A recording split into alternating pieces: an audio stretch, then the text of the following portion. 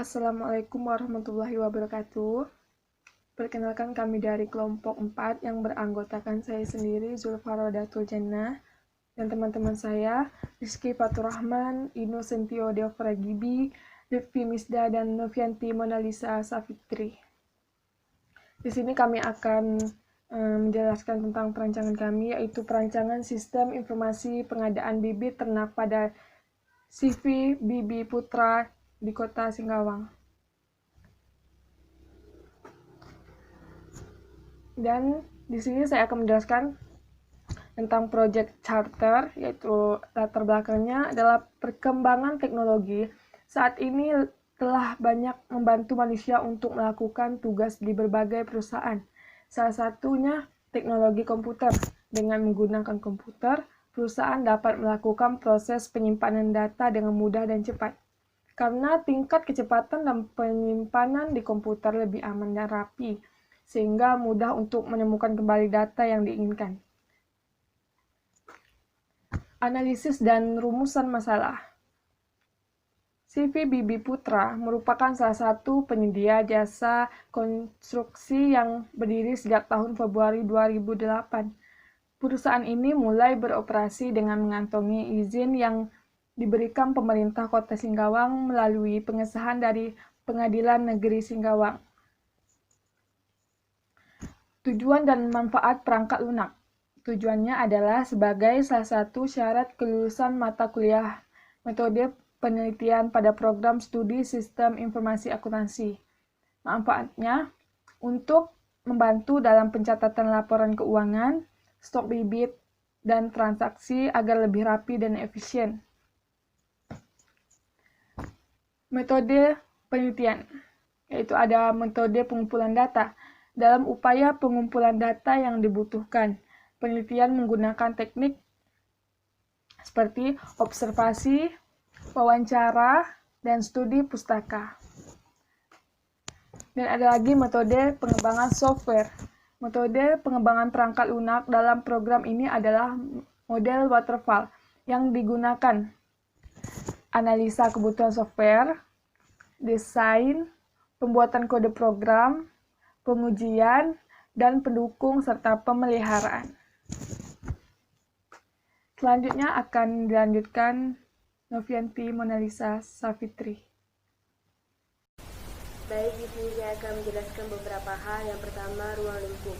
Untuk lebih memusatkan lagi agar dapat dipahami dengan jelas dan efisiensi, agar tidak terdapat penyimpangan dari pokok bahasan, maka kami membuat batasan-batasan permasalahan pada sistem informasi pengelolaan data transaksi pada CP Bibi Putra dari pendataan admin, customer, pekerjaan, detail pekerjaan, bibit, dan pembayaran. Sistem ini menggunakan peralatan pendukung seperti Exam sebagai web server. Exam adalah perangkat lunak bebas yang mendukung banyak sistem operasi, merupakan kompilasi dari beberapa program. Fungsinya adalah sebagai server yang berdiri sendiri atau local host. Text editor yang digunakan dalam pembuatan program ini adalah NetBeans IDE versi 8.1 dan plugin eReport. NetBeans merupakan salah satu IDE yang dikembangkan dengan bahasa pemrograman Java. NetBeans mempunyai lingkup pemrograman Java terintegrasi dalam suatu perangkat lunak yang di dalamnya menyediakan pembangunan pemrograman GUI, text editor, compiler, dan interpreter.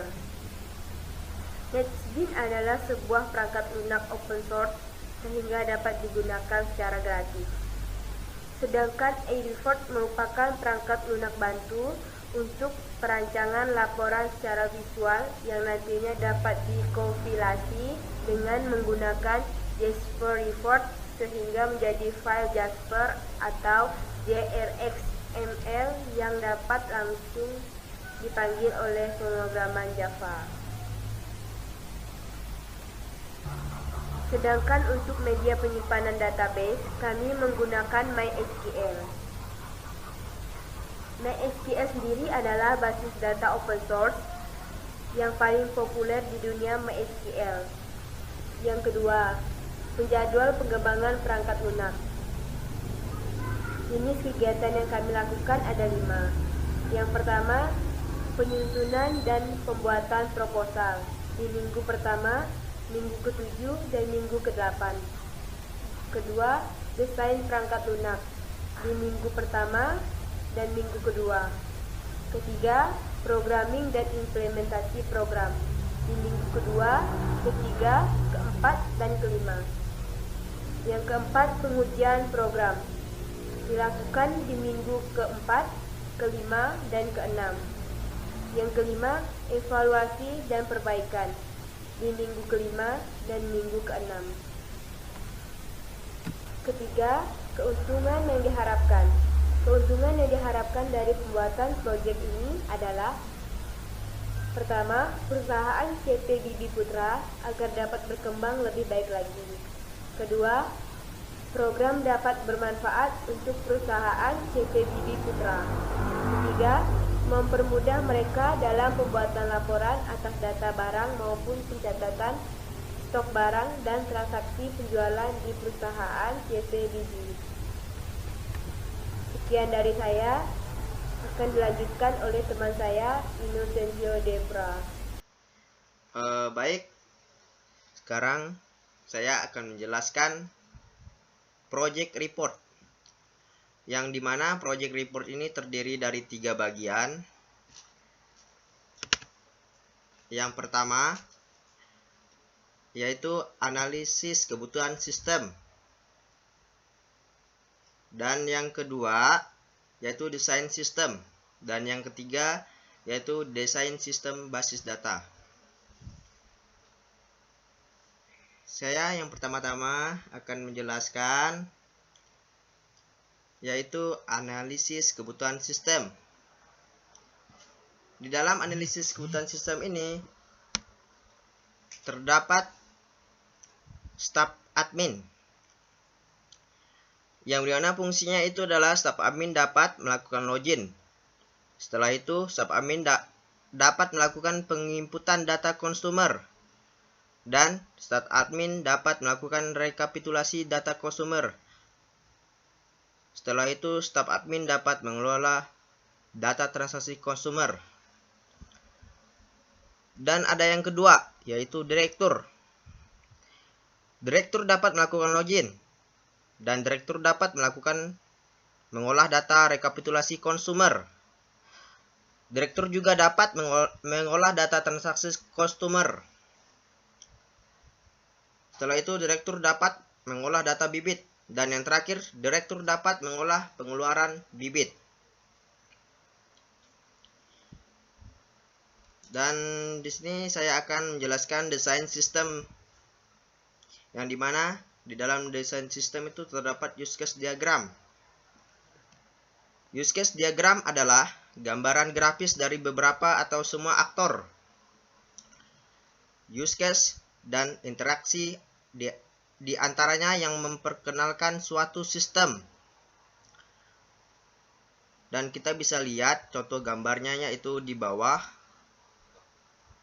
dan cara-cara dan langkah-langkah juga terdapat di situ. Dan selanjutnya yaitu saya akan menjelaskan activity diagram, yang dimana di gambar samping sebelah kiri yaitu terdapat login admin, yang dimana di sini ada staf administrasi atau direktur dan sistem. Di situ ada langkah-langkahnya yang biasa kalian lihat di sebelah kiri gambar. Dan yang di sebelah kanan layar yaitu mengolah data konsumer. Ini juga termasuk di dalam activity diagram, yang di dalamnya itu terdapat consumer dan sistem. Di situ juga terdapat langkah-langkahnya. Dan yang terakhir yaitu desain basis data, yang dimana entity relation diagram. Entity relationship diagram adalah suatu permodelan basis data yang menghubungkan atau merelasikan antara entitas.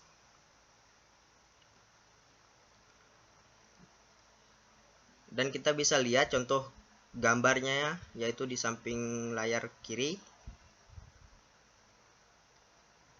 Dan selanjutnya saya akan menjelaskan tentang LRS atau Logical Relational Structure, yaitu adalah representasi dari struktur record pada tabel-tabel yang termasuk dari hasil antar himpunan entitas untuk menentukan kardinalitas jumlah tabel dan foreign key sebagai berikut, yang di dalamnya itu terdapat one-to-one, one-to-many, many-to-many. Penjelasan untuk one-to-one yaitu suatu entitas berhubungan dengan paling banyak satu entitas lain, dan one-to-many adalah suatu entitas dapat berhubungan dengan lebih dari suatu entitas lain, dan many-to-many yaitu beberapa entitas dapat berhubungan dengan beberapa entitas lain.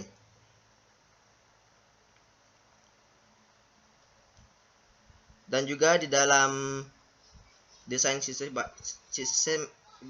basis data terdapat spesifikasi file, yang seperti kita ketahui, spesifikasi file merupakan penjelasan mengenai bentuk-bentuk file database yang digunakan untuk pengolahan proses sistem.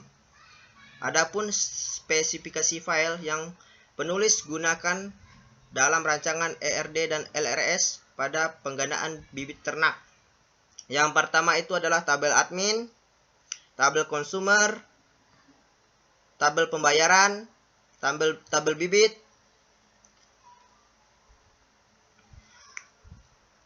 dan di sini juga terdapat desain tatap muka. Di dalam desain tatap muka,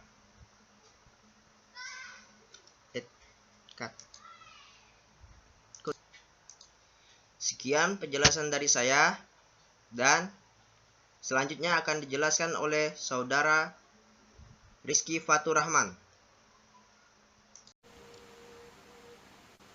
Saya Rizky Fatur Rahman melanjutkan presentasi dari kelompok kami dalam pembuatan program. Dalam pembuatan program ini kami menggunakan text editor NetBeans 8.1 seperti ini tampilannya, dan ini bagian-bagian dari source code yang sudah kami buat. Nah, di sini dapat dilihat di bagian kursor sini, ini adalah source code yang file-file yang berisi source code yang sudah kami tulis. Nah, dapat saya perlihatkan seperti inilah tampilan dari program kami. Nah, dapat dicontohkan dalam memasukkan data admin. Nah, dalam memasukkan data admin dapat diinput. Nah, di sini nama, seperti sini nama banyak timbul ya karena sudah pernah saya coba dulu sebelumnya, jadi ke save. Nah, kita coba input nama, jalan, nomor telepon.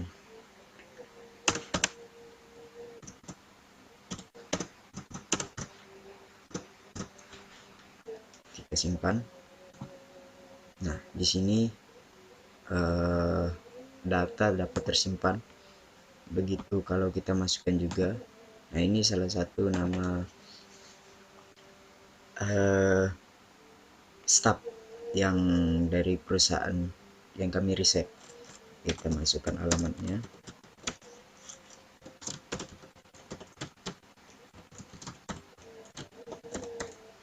Kita masukkan nomor teleponnya.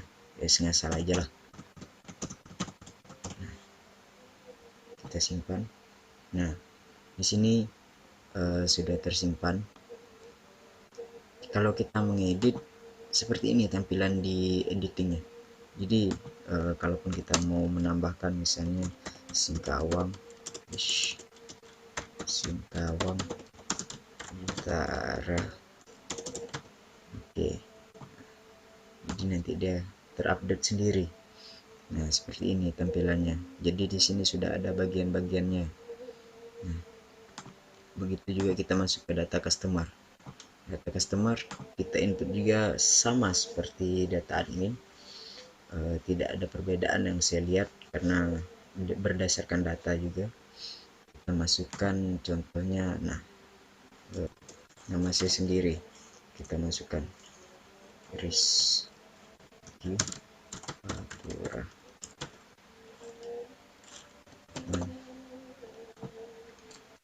Jalan Perwira.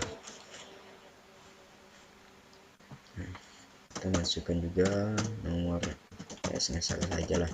Nah, kita simpan, ya data sudah tersimpan. Untuk mengedit juga sama tampilannya, hanya berbeda sedikit. Nah, kalau di bagian bibit di sini tergantung nanti dari perusahaan tersebut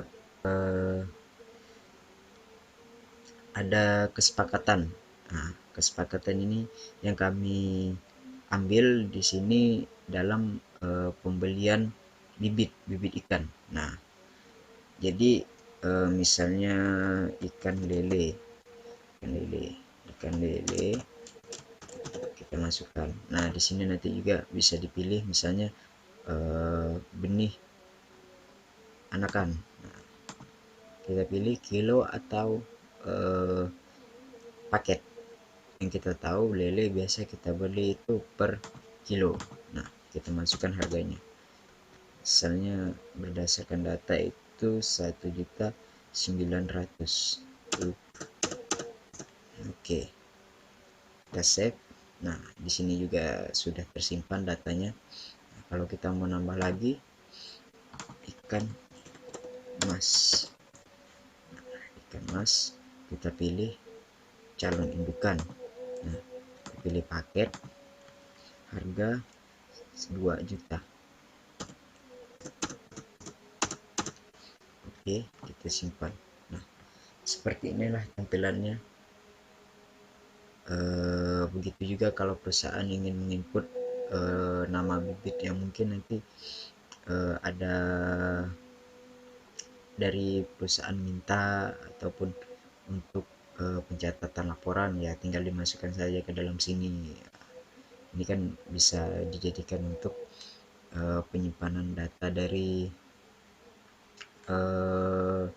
perusahaan tersebut, laporan. Di sini saya membuat dashboard ini hanya untuk mempercantik dan juga mungkin ya mempermudah lah, misalnya saat kita run ya langsung masuk ke sini kan. Nah, jadi tinggal klik aja, tinggal lihat detail, ya udah masuk. Nah, belikan, begitu juga ke customer, begitu juga kita masuk ke data bibit, ya beginilah tampilannya. Nah, selanjutnya dalam hal pemeliharaan.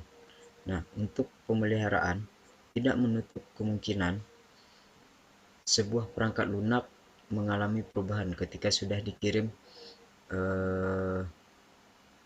ke perusahaan ya. Nah, jadi kan perusahaan kan kemungkinan kan ada sedikit perubahan, entah dia mintanya laporannya diubah ataupun minta untuk ya tampilan seperti ini. Nah, tampilannya ini diubah gitu kan. Nah, bisa jadi bisa saja setiap saat seperti data maintenance ataupun ketika data sudah penuh ataupun data tersebut minta di backup kembali. Nah, jadi kita kosongkan kembali data yang ada di server database ya, bukan di server database. Nah, di database itu kan data kan mungkin sudah terlalu banyak, jadi perlu di backup. Kita backup dulu, kita pindahkan. Nah, nanti di laporan itu kita save misalnya kemana. Terlebih lagi tidak menutup kemungkinan setelah digunakan lama,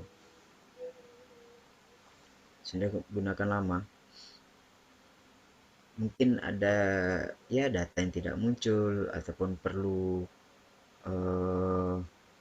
pengembangan dari analisis program yang kedepannya nanti seperti apa. Begitu, itu saja yang dapat saya presentasikan. Selanjutnya untuk penutup dan kesimpulan dari presentasi kami akan dilanjutkan oleh Lutfi Misda. Terima kasih. Kesimpulannya adalah, setelah melihat permasalahan sistem pengadaan bibit ikan pada CP Bibi Putra, penulisan mengambil kesimpulan bahwa yang pertama, sistem pengadaan bibit ikan pada CP Bibi Putra yang sudah ada saat ini masih dilakukan secara manual. Dengan cara yang masih manual, maka proses pengadaan pada CP Bibi Putra menjadi tidak efektif dan tidak efisien, sehingga menimbulkan hambatan karena membutuhkan waktu yang lama dalam memproses data. Yang kedua, dengan adanya sistem komputerisasi yang sudah dibuat, mempermudah manusia dalam melakukan proses pengolahan data. Yang ketiga, pengolahan data pengadaan yang terkomputerisasi dapat menghemat waktu yang diperlukan untuk membuat laporan, seperti laporan pengadaan bibit dan laporan rekapitulasi. Berdasarkan kesimpulan di atas, dapat disarankan beberapa hal dengan harapan dapat bermanfaat dan dapat membuat sistem berjalan baik. Adapun saran tersebut sebagai berikut. Yang pertama, agar perusahaan dapat mengimplementasikan sistem usulan karena sangat membantu dalam proses pengadaan. Yang kedua, dalam melakukan pengolahan data harus dilakukan seteliti mungkin untuk mencegah terjadinya kesalahan. Yang ketiga, untuk menjaga sistem pengadaan bibit sebaiknya diberikan password kepada pengolah yang berhak mengakses data pengadaan bibit agar data tersebut tidak dapat dimanipulasi oleh yang tidak berhak. Yang keempat, sistem yang sudah terkomputerisasi juga perlu dilakukan pemeliharaan hardware dan software. Pemeliharaan hardware kebersihan, sedangkan software seperti pemeriksaan dan pembersihan dilakukan oleh teknisi komputer. Yang kelima, agar dapat melakukan penelitian lebih lanjut mengenai objek dan subjek yang sama, sehingga lebih memantangkan konsep usulan sehingga dapat diimplementasikan dengan baik. Demikianlah saran yang dapat penulisan berikan untuk mengatasi permasalahan yang timbul pada sistem pengadaan pada CP Bibi Putra. Penulisan menyadari bahwa saran yang penulisan berikan tidak terlalu berperan penting terhadap kemajuan CP Bibi Putra. Tanpa kerjasama semua pihak, namun penulisan berharap saran yang penulis berikan dapat lebih meningkatkan efisiensi kerja, sehingga dapat mempermudah pelaksanaan tugas pihak-pihak yang bersangkutan. Sekian presentasi dari kelompok kami, kurang lebihnya kami minta maaf. Wabillahi taufik walhidayah. Assalamualaikum warahmatullahi wabarakatuh.